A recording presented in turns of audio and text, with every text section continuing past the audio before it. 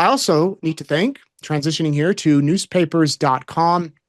They have been a great sponsor here with us on eastidahonews.com. I got to tell you a story. We had a visitor today come into our newsroom who was telling me that they heard about newspapers.com.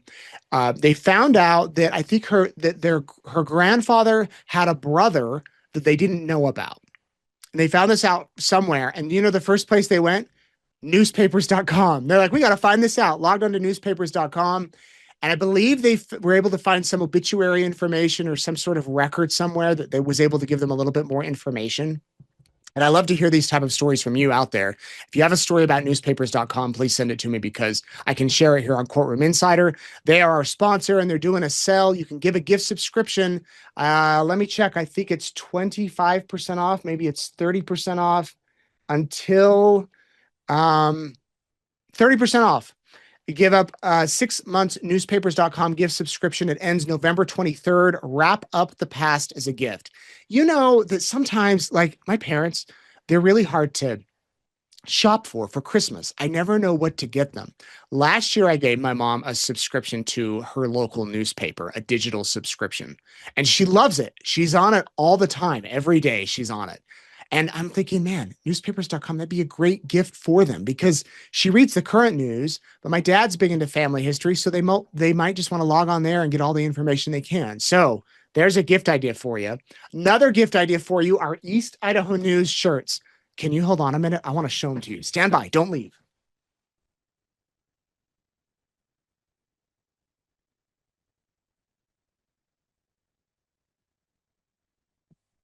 Okay, I'm coming. I'm here. They were in the other room. Here's the deal. We have these. We have 3 large left. Don't worry, I'm just here for the evidence. 3 large hoodies left, 4 large t-shirts. Then they're out. Then you'll have to order from our third-party store, which you can do. If you're outside of the States, order through our third-party store and these can be shipped to you. Then these ones, staying home, solving crimes. Again, we only have 4 of these left in large. The large are selling. We have 2X medium. We're out of smalls. Anyway, if you want these, I would go to them now. Go order them now. eastidahonews.com/shop. SHOP. We also have Secret Santa stuff. We're packaging these up, sending them out. Great Christmas gifts. We just got delivered to our lobby today. East Idaho News mugshot sweatshirts and hoodies. We've never had them before. We have them now. I don't even think they're on our store yet. So you might have to wait a day or two to buy those. And those are a limited number. I think we got 5 of each size and that's it. So once they pop up on eastidahonews.com/shop, you can buy them there. If you want me to include a little note to grandma or grandpa or to your friend, please note that because I'm happy to do that. And then we'll get those shipped to you just in time for, well, you should get it by Thanksgiving if you order it now. But definitely in time for Christmas. Okay, let me go to your shout outs and questions. Here we go. Let me find them. Thank you to Peggy. Everybody say hi to Peggy. Shout outs, Kathy Monk, Genevieve Carroll, Ashley Reese, John Shepard, Jamie Waugh, Melinda Moses, Krista Virgo, Vince from Maricopa. Vince, he works with Maricopa County Courts. He's great. He was the guy that helped maintain media during the trials, always made sure that we had our seats, that we were plugged into the system. And he actually helped when I asked him one day, I said, do you think Judge Baresi would do an interview? He's like, he's not going to talk about the case. I'm like, I wonder though, if I could talk about his Idaho ties. He's like, well, pitch it to him this way, maybe do this or this. Anyway, he helped land that interview. And he does great work. He's been with the courts forever. So Vince, shout out to you. Rebecca Edison or Eidson. Thank you. We have people watching in Finland. What the heck? That's awesome. Copenhagen, Denmark. My son says, what the heck? All the time.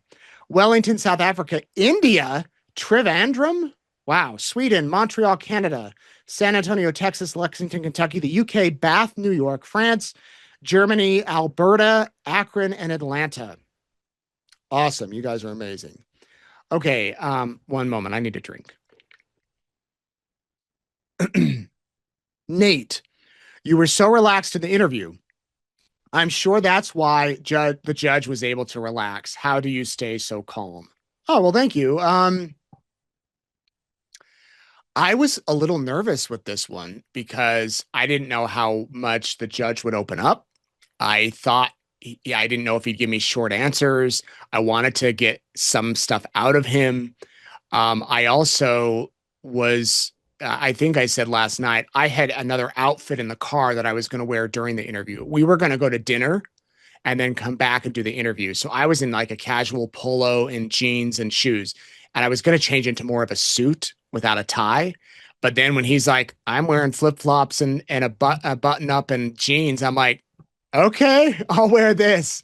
Um, and I didn't want to give this was not going to be a grilling of an interview. I wasn't going to grill him on his sentencing record or whatever. This was a feature type interview. A profile is what you call it. So, that's the kind of the vibe. And yeah, I think he was pretty relaxed. I texted him this morning. I said, do you have any regrets about doing it? And he said, not yet, fingers crossed. So yeah. Are you a Libra? If not, what are you? I'm an Aries. Oh, are you asking me or Beresky? Beresky was born in August, so I don't know what I'm an Aries. I was born April 14th. Let me see. I remember his birthday because he said it was Charles Vallow's birthday. Remember that? Which is August 17th. And that sign is a Leo. People born under this sign are associated with personality traits like passion, generosity, and cheerfulness. So he is a Leo. The element is fire. The symbol is the lion. Judge B, what is your favorite food? Is it green chili enchiladas? I don't know his favorite food. We did go to a restaurant that served Mexican food, and I don't think he got the enchiladas. I don't remember. I got a steak, but he did get a Mexican dish. He and his wife, they generally will cook at home, but they have some good local favorites too. Have any of your clients gotten off when you knew they were guilty? Oh, that's a good question. I don't know the answer to that, but I can maybe ask him. Would you ever consider being a teacher after being a judge, like when you retire? Actually, we did discuss that. Yes, I think you would. He's doing a little bit of teaching now, like I think at the community college or the law school, and I think that is something that he would be open to, and I think he'd be a great teacher. He seems to be able to explain things simply, and he's not boring to listen to, and I think he would be a good teacher.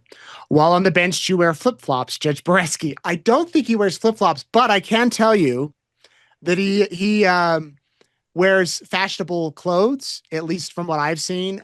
During the breaks during the trial, I'd see him down walking in the hallways or whatever, and he was always dressed quite fashionably with updated shoes and more of a casual type look. Did Judge B ever work with Juan Martinez? Ooh, I did not ask him that. But I can maybe try to find out. What is Judge B's religion? He's Christian. I believe they have a cross on their wall. But I don't know anything further about his religion. He is not LDS. If that's what you're wondering. I've had many people ask, is he LDS? Nate, how many judges have you interviewed? On camera, 4 or 5. Um, maybe 4. I have interviewed a few prosecutors who are now judges. In fact, I interviewed a defense attorney once who's now on the Idaho Supreme Court, Greg Moeller, back when he was an attorney. So yeah. Please remind us again why you could not broach the Daybell subject with this judge. Because it judges the Arizona judicial conduct. I looked over here because I have a big packet. Arizona judicial conduct rules do not allow judges to comment on their cases so that there's not any bias, so that things aren't taken out of context. And right now, Lori's case is in the appellate provisional schedule. And so it's quite possible that her attorneys could say, listen, the judge clearly had a bias against her and wasn't fair in the courtroom because he was favoring the prosecution and even went out and did a media interview about her. That's why. You talked about eating out with the judge and his wife and Jordan. What did you eat? Oh, I just talked about that. I don't even remember the name of the restaurant. It was good. They chose it, and I had a steak, and the portions were huge, and enough to have the next day. Judge B, do the really upsetting cases affect you, and how do you get through that? I think they do. I think they do. I can't speak further to that, but I think they do. How often does Judge B return to Idaho to visit? He was last here, I think, in August or end of July for the University of Idaho Law Week. He went up and helped out with the law school up there. I think he told me he comes about once a year to see family and friends. How old is Judge B? He's in his lower 50s, early 50s. I think he's got another 10, 11, 12 years left until he can retire. Penny asks, Judge, how on earth did you stay so calm and clear-headed during trials that make the rest of us lose our minds? Good question. He has a very good job at that. And yeah, I think he's just able to do it. Is Judge Baresi retiring? Not that I know of. I don't think so. I want to know how the judge kept his composure during Lori's trial. Well, he did a good job with it, and that would be the help with that would help as far as maintaining control in the courtroom and things like that. I think that's it for our questions, but I just want to thank you for watching, everybody. Now, here we have a full week of programming here on Courtroom Insider. I'm going to be here every night. Tomorrow night, we're back to Arizona. An interview with Justin Lum about a case, a documentary called No Way to Die, about a 13-year-old girl who was found dead in a dumpster. It is so disturbing. We're going to talk about that. Then on Thursday, Brianna Whitney, a journalist from Arizona Family, will be here to talk about a Jodi Arias documentary called Obsessed that's just coming out. It's a deep dive into the Jodi Arias case. We'll have her here to talk about that. And then on Friday, the mother of a young man who's been missing for 2 years. A lot of questions about this one. His truck was found abandoned with his dogs inside, alive, doors open, and nobody knows where he's at. We'll talk about that. Also tomorrow, we will have the latest on the Michael Vaughn case. A bunch of new court documents have come out. We'll go through them. I'll keep you up to date on what's happening with that case. So we have a lot to talk about this week, and I hope you'll stay tuned and hope you'll watch, and I hope you have a good night. Here's where you can find me, everybody. I'm on Facebook, X, YouTube, and Instagram, and all the places, and I love to keep in touch with you. Thank you very much for following along and watching here on Courtroom Insider. Have a great night, everybody. See you tomorrow.